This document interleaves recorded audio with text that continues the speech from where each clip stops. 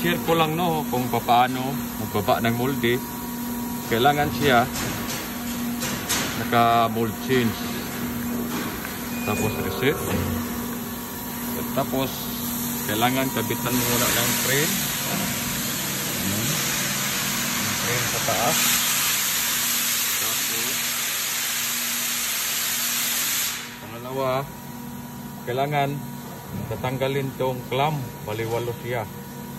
Nilogan ko na to kaya para makita ninyo, baliwalo to, kabilaan ang clamp.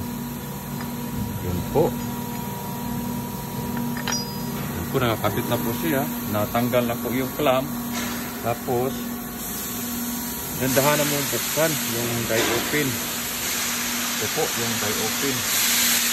Dandahan mo buksan. Yun. Nalaglag na po. Yun. Yun. Huwag mong isagad pagbukas. Kasi pag malaking molde, para may sandalan siya. Itong maliit, pwede lang isagad. Pero mas magandang hindi isagad. Yun po. Tapos, hawakan mo yung crane. Usiritan mo yung crane. Ito. Tapos baba lang. Baba. Oh, tanggal ka agad, diba? Islam, natanggal. Yun po. Ganun lang po pag tanggal ng molde sa machine. Saan mo sagad? Oh.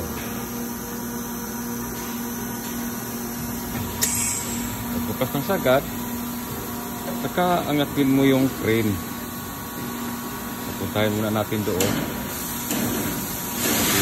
Kasi natamaan yung tie bar. Ito, papuntang kaliwa. Tapos saka mo iangat. Angat mo, hindi matamaan yung tie bar.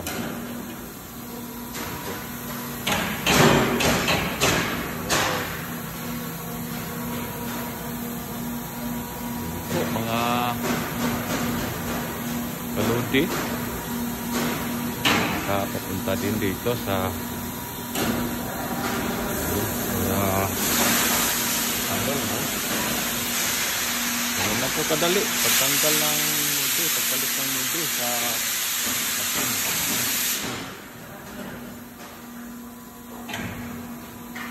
Okay, baba mo para matanggal itong tubo.